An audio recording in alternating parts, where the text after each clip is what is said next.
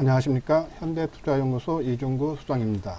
우리가 매매를 하기 위해서는 상승할 수 있는 종목을 골라야 하는데요. 가장 확실한 방법은 시장에서 이슈화된 인기 있는 종목, 즉 실적 개선주라든지 정북 정책주 또는 현 장세 흐름에 맞는 테마주 등을 선택해야 합니다. 이런 종목들을 고르는 방법은 매일 나오는 종목 뉴스 분석을 통해서 알 수가 있습니다. 종목 선정만 잘 해도 수익 내기가 크게 수월해집니다. 그런데 뉴스 특징주 재료 노출로 움직임이 빨라질 수 있으므로 심리와 수급 분석을 통해서 매매 타이밍을 포착해야 합니다. 언제 매매를 해야 하는지에 대한 타이밍 기법은 동영상 맨 뒤에 링크를 해 놓았으니 관심 있는 분들은 시청 바랍니다. 10월 4일 뉴스 특징주 일부 시간으로서요, 개별주 위주로 나왔던 뉴스 특징주에 대해서 하나하나 살펴보도록 하겠습니다. 이제 제일 먼저 나온 것이 이녹스 첨단 소재 목표가 6% 상향 역대 최대 실적 전망에서 DB투자증권에서 나왔죠. 한번 어떤 기사가 나왔는지, 최근에 이녹스 첨단 소재에 대해서 아마 세 번째 기사가 나온 것 같은데요. 오늘 나온 기사는 4일 이녹스 첨단 소재의 목표 주가를 종전 63,000원에서 67,000원으로 6.35% 상향했다라는 기사죠. 그렇게 높게 책정은 안 했습니다. 최대 실적 3분기 이녹스 첨단 소재 실적은 매출 960억으로 전년 동기 대비 31% 늘고 영업이익은 131억으로 32.4% 증가해 역대 최대 실적을 기록할 것이다. 이는요, LG 디스플레이의 광저우 라인 증설과 갤럭시 노트 10 출시로 OLED 소재 매출 성장이 뚜렷한 가운데 디지다이터 공급도 본격화되기 때문이라고 했다. 4분기도 실적이 좋죠? 좀 전망치 보면요, OLED 실적 성장 지속으로 올해 실적은 매출 3,490억, 그래서 전년 동기보다 한 19%, 영업이익은 469억으로서요. 한 22% 증가하면서 최대 실적을 기록할 거다라는 전망입니다. 그러면은 주가가 어떻게 움직이고 있는지 좋은 얘기가 나왔을 때 한번 움직임을 볼까요? 지금 화면에 나온 것이 이녹스 첨단 소재죠. 지금 보합권입니다. 지금 시간이 10시 46분인데요. 장중에 조금 올라가다가 이제 윗꼬리 좀 달아줬네요. 56,000원, 한 3% 가까이 올라갔다가 조금 상승폭이 둔화되고 있는데, 이제 그럴 수밖에 없는 게 최근 3일째 상승이에요. 그러니까 지금 장이 상승 추세상에 잇따르면은 종목들도 지수를 따라서 연속성 있게 올라가는데, 최근 시장은 상당히 힘든 국면 아닙니까? 그러다 보니까는 종목들의 상승세도 연속성이 상당히 끊겨요. 그래서 보통 3일 올라가면은 한 번 정도 접어줘도 되지 않나 하는 그런 판단입니다. 만약에 지금 보합권인데 한번 본봉상을 한번 볼까요? 조금 무너지는 그런 모습이죠. 또 우리가 항상 말씀드리지만은 윗꼬리에서 거래가 상당히 크게 터졌다는 얘기입니다.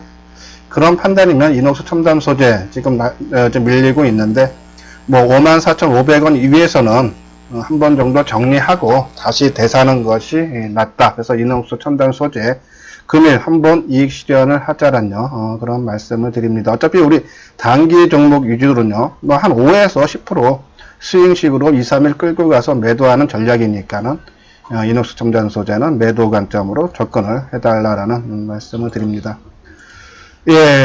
그리고 이제 제가 이제 유튜브 방송한 지 딱 만 2주 됐습니다. 뭐 구독한 수도 있고 시청자 수도 있는데, 뭐 이 방송을 들으시고 조금이나마 도움이 된다면은 구독과 좋아요를 눌러 주시기 바랍니다. 우리가 뭐 계속적으로 말씀드리지만 뉴스 특징주 분석하는 것은 종목을 선택을 하기 위한 거예요. 종목 선택해야지 수익을 나는데, 그러면 어떤 종목을 선택하느냐? 시장에서 이슈화된 종목이죠.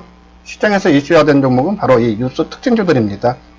그렇다고 무조건 매수하는 것이 아니라 심리와 수급을 분석을 통해서 타이밍을 봐야 되는 거죠. 그래서 뭐 조금이라도 도움 되신다면 다시 한번 말씀드리지만 구독과 좋아요를 눌러주시고 바라게요.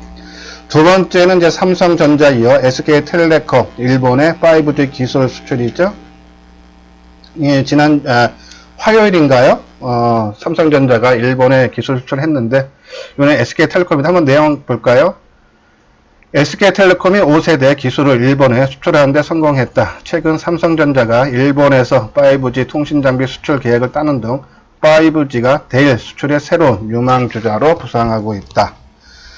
그 내용 보면 SK텔레콤은 최근 일본 신생 이동통신사인 라쿤텐에 5G 네트워크 기술을 수출하는 계약을 체결했다. 5G 네트워크 설계와 통신 품질의 최적화 솔루션, 그리고 안테나, 무선 주파수 중계 기술 등이 주요 수출 품목인 것으로 알려졌다.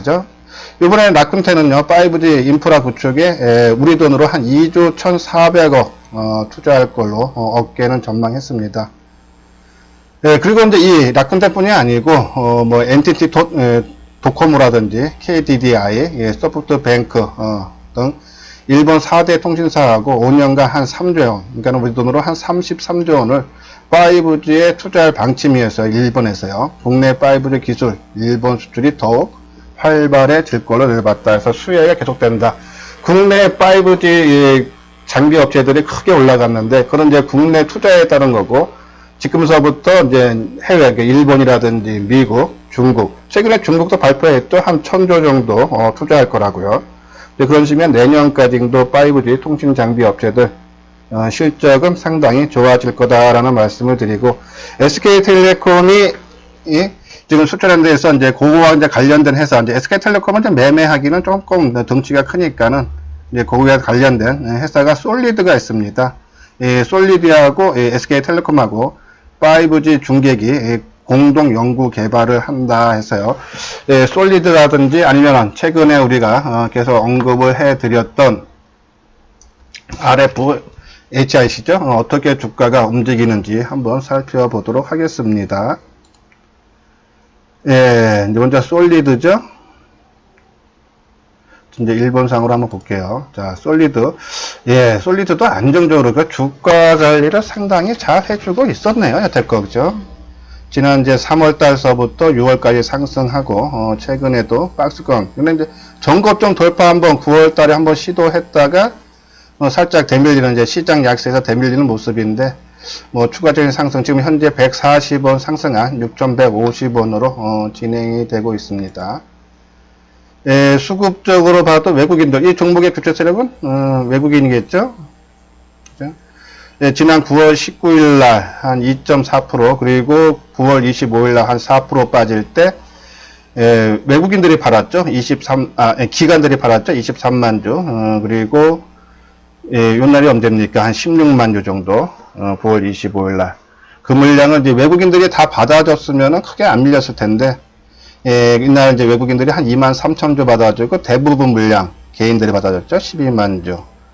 그리고 9월 19일 날도 한 21만 주 개인이 받아주면서 지금까지 이제 조정 장세가 이어졌는데, 오늘 삼성전자의 SK텔레콤의 또 일본 기술 수출이 있기 때문에 조금 상승 추세는 좀 이어질 수 있다라는 그런 판단입니다. 그리고 아마 여러분들이 가장 소식을 듣고 싶은 것이 아마 RFHC일 겁니다. 그렇죠? 자, RFHC 지금 1,100원, 2.7% 떠네요. 41,900원. 이 종목도, 그러니까 통신 장비 업체들은 거의 다 외국인들이 주체 세력이에요. 그렇죠? 외국인들의 꾸준한 매수세가 이어지고 있죠. 지난 9월 30날, 9월 말일 날 5% 하락할 때 외국인들이 소폭 매도 기간이 한 13만 주, 그 물량을 개인들이 14만 주 다 받아줬죠. 이제 그러다 보니까 5% 하락했는데, 만약에 기간의 물량을 외국인들이 받아줬다면 이렇게 크게 하락하지 않았을 텐데, 그죠? 그러면은 이 종목은 RFHC는 먼저도 말씀드렸지만 외국인들이 주 세력이다. 그러면 오늘도 외국인들이 지금 3만 3천 주 매수를 해주고 있죠. 거래량은 28만 주 증가 추세죠. 어제 거래량이 한 38만 주인데 지금 2시간도 안 지났는데 28만 주라는 얘기는 거래가 증가할 거다. 그러면 상승세는 이어질 거다라는 말씀을 드리고요. 어제도 이제 RFHC에 대해 간단하게 진단을 해드렸는데, 이제 댓글에 달린 종목 위주로 진단해드렸죠. 일단은 해외 수출이 계속적으로 늘어나고 있기 때문에 거기에 수혜는 분명히 나올 거다라는 말씀을 드리고, 단순히 이제 기술적 분석으로 봤을 때 우리가 지금 20일 이동평균선이 생명선이라는 얘기를 많이 들으셨을 겁니다. 21선 깨고 내려갔다가 다시 그를 강하게 거래량 실리면서 돌파하면은 상관이 없는데 21선 돌파할 때 거래가 미미하다든지 상승폭이 둔화된다 그러면은 21선 맞고 빠지면은 충격이 심합니다. 또 본격적인 하락이니까는 일단은 21선, 그러니까 한 44,000원 정도 될 거예요. 그러니까 그 정도 수준까지는 끌고 가자라고 말씀드렸는데 그 방법은 맞다라는 생각을 합니다. 그런 식으로 접근을 해달라서 1차적으로는 20일 이동평균선이 이 선까지는 그냥 끌고 가도 된다. 특히 오늘 좋은 또 5G에 대한 수출 소식이 들렸기 때문에 전반적으로 강하죠. 지금 이노와이어도 지금 한 1,400원 4% 떴죠. HFR도 지금 한 5% 정도 전반적으로 통신장비 업체들이 강한 상승세가 있다. 이런 소식들은 계속적으로 일본뿐이 아니고 미국, 중국에서도 소식이 들려오고, 왜냐하면 5G 기술이 우리나라가 최초로 시행했기 때문에 세계를 선도한다고 봐야 될 겁니다. 그러면 우리 기술이 필요하다는 얘기죠. 외국에서. 거기에 따른 수혜가 충분히 나오고 국내 시장보다 오히려 해외 시장이 더 크기 때문에 실적이 갈수록 좋아진다라는 그런 말씀을 드리면서 통신 장비 지속적으로 관심이 필요하다는 그런 판단입니다. 다음 종목은 대덕전자 목표 주가 14,000원 유지 대신증권이죠. 한번 내용 볼까요? 대신증권은 4일 대덕전자의 투자 의견 매수와 목표 주가 14,000원을 유지한다고 밝혔다. 3분기 실적은 양호할 전망이며 매출과 영업이익은 2,665억 그리고 영업이익이 207억으로서요. 컨센서스에 부합할 거다라고 내다봤죠. 한번 주가 움직임 어떻게 오는지 한번 살펴보도록 하겠습니다. 대덕전자 지금 250원 한 2% 정도에서 300원 정도 한 3% 가까이 상승하는데 조정 모습을 잘 받았죠. 그렇죠? 요번에 좀 의미가 있어 보입니다. 오늘 상승. 거래량도 45만 주, 전일 거래량 63만 주, 최근에 거래된 게 한 60만 주대예요. 그리고 9월 26일이죠. 그죠? 5% 떴을 때, 한 550번 떴을 때 거래량이 200만 주, 그 전후로 한 100만 주 정도 거래가 됐는데 오늘 거래량 한 8, 90만 주, 거의 100만 주 육박하는 그런 거래가 나올 것 같아요. 의미는 한 나흘 정도 조정을 잘 받고 거래가 감소했다가 거래량 증가와 함께 상승 추세를 이어간다. 그러면 오늘 나온 실적 호전에 따른 수혜가 주가 반응이 시장에서 상당히 좋다는 얘기죠. 그러면은 돌파가 가능하다라는 그런 판단입니다. 그러면 이제 우리가 매매 타이밍을 한번 봐야 되는데 한번 분봉으로 보도록 하겠습니다. 자, 3분봉이죠. 지금 이렇게 깨끗한 편이 아닌데, 그죠? 이제 크게 거래가 터졌을 때가 오히려 윗꼬리를 많이 달아주네요. 그죠? 그러면 물량 압박을 대덕전자가 지금 이렇게 분봉, 3분봉으로 봤을 때 거래가 크게 오늘 3번 나왔는데 오히려 그때마다 물량 압박을 많이 받는다는 얘기입니다. 음봉 나올 때니까요. 그러면은 조금 공격적으로 지금 가격대 따라 사기는 조금 부담스럽다. 생각보다 매물 압박이 상당히 나온다 해서 최근 고점 돌파를 위한 물량 소화 과정인데 의외로 물량이 조금 나오고 있죠. 그러면 따라 사서 올라가는 거 따라 사기보다는 오히려 한번 눌러줄 때를 사야 되지 않나 하는 그런 생각이에요. 그래서 공격적인 매매보다는 오히려 오늘 또 주말을 앞두고 있죠. 주말 효과 때문에 또 오후장에 조금 또 대밀릴 수 있는 걸 생각해서 1,800원 정도, 그렇다고 크게 빠지면은 의외로 매물 압박이 강해서 상승보다는 하락으로 접어드는 겁니다. 그러면 따라 살 필요는 없습니다. 그러면 아까 말씀드린 대로 오늘 시초가 수준에서, 그죠? 오늘 시초가가 얼마입니까? 1,750원이네요. 그 정도 수준에서 매수를 권해드리고, 그리고 만약에 이게 지금 시장이 완치에 불안하다 보니까는 시장이 급락하면서 동반적으로 하락을 하면은 손절가도 정하고 들어가겠죠. 그거는 한 1,450원 정도 최근 저점 수준에서 대량 거래가 터졌던 저점입니다. 그러면 그 선이 깨진다 그러면은 오늘 특히 윗부분에서 꼬리 부분에서 거래가 많이 실렸기 때문에 조정이 조금 더 길어질 수 있어서 1,450원 손절가를 정하고 아까 말한 오늘 시초가 수준인 1750원 정도의 매수 타이밍을 노려보자. 움직임이 상당히 좋다라며 그런 말씀을 드립니다. 다음은 이제 신라코리아 지주사 전환 중장기적으로 긍정적이죠. 한국투자증권입니다. 자, 지금 한국투자증권에서 그저께죠? 그저께도 나왔어요. 그쵸? 이게 지금 화면에 보이는 것은 이제 그저께 겁니다. 신라코리아 전 부분 호조 실적 지속 성장에서 한투증권이죠. 근데 오늘 또 지수사 전환한다면서 또 나왔습니다. 의미가 없죠. 그러니까 같은 종목, 우리가 최근에 삼성전자라든지 아니면은 뭐 셀트리라든지 그거는 증권사마다 다 달리하면서 보고서가 계속 나왔던 부분이에요. 그런 것들은 우리가 관심을 가질 필요가 있습니다. 근데 한 증권사에서 한 종목을 여러 번 나눠서 하는 거는 그렇게 크게 의미를 둘 필요는 없다라는 그런 말씀을 드리면서 신라코리아 한번 주가의 움직임을 보도록 하겠습니다. 그렇죠? 신라코리아 지금 2,300원 한 4% 하락하네요. 55,700원. 일단은 오늘은 뭐 관심 가질 필요는 전혀 없다라는 말씀을 드리고 한번 수급도 한번 잠깐 볼까요? 예, 외국인 매도 속에 개인과 기관이 매수를 해줬는데 최근 그중에서부터 개인들이 좀 소폭이나마 매도로 접근하면서 개인들이 그 외국인 물량을 다 받아주네요. 조금 부담스러운 모습이어서 조금 시간은 걸릴 것 같다. 우리가 관심은 가질 필요는 없다. 진단을 내려드립니다. 다음은 이제 썬데이 토주 고마진 매출 광고 성장해서 현대차 증권에서 발표했죠. 한번 내용을 볼까요? 올 4분기 이후 디즈니 팝의 성과가 애니팡 4까지 이어진다면 고마진 매출인 광고 매출도 의미있게 성장할 수 있을 것으로 전망했다. 다만 올 3분기 연결기준 매출액은 신작 부재와 기 출시 게임들의 하향 안전화로 감소. 매출이 조금 3분기는 부정적이네요. 그죠? 그러면서 현재 썬데이 토조 게임들의 평균 일매출이 약 3,300만원인 것을 감안한다면 디즈니 팝의 아시아 지역 출시는 실적에 의미 있게 기여할 것이다. 그러니까는 3분기 실적은 조금 별로지만은 앞으로 좋아질 거다라는 전망이죠. 그러면 주가가 단기 거를 더 선호하는지 한번 볼까요? 아니면 중장기 거 선호하는지. 오늘 지금 썬데이 토즈 3,400원 21% 듭니다. 거의 19,000원 지금 진행되고 있죠. 거래량도 벌써 지금 100만 주입니다. 거래량 엄청 터지면서 크게 뜬다. 그죠? 의미는 상당히 있는 바닥권에서 대량 거래와 함께 장대 양봉이 출현했죠. 의미 있는 신호입니다. 바닥권 탈피죠.